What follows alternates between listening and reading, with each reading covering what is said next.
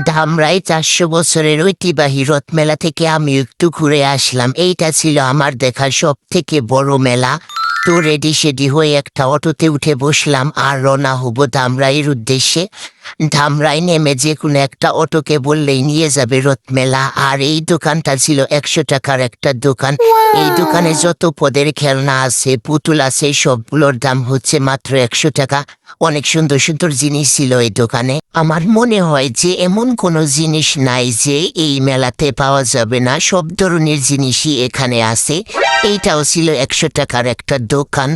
যাই হোক গাইস, এই মেলাটায় এত পরিমাণের ভিড় ছিল, যেহেতু এই মেলাটা শুরু হয়েছে ১৬ই জুলাই আর শেষ হবে ১৬ই আগস্ট। তো ১ মাস পর্যন্ত এই মেলাটা থাকবে।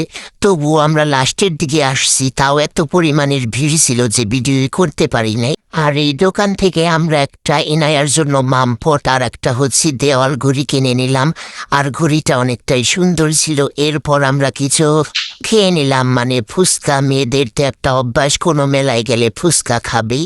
আর এই তো আস্তে আস্তে সন্ধ্যা হয়ে আসছে। আর এইখানে বিভিন্ন রকমের রাইড ছিল, ইনায়াকে একটু দেখালাম, তবে ও অনেকটা ভয় পাইছে। আর এইটা হচ্ছে সেই রথ, রাতের বেলা অনেক সুন্দর দেখাচ্ছে। মনে হচ্ছে এত আগে না এসে সন্ধ্যার পরে আসলে ভালো হতো। এখন যাওয়ার সময় হয়ে গেছে, তবে এখনই অনেক সুন্দর দেখাচ্ছে।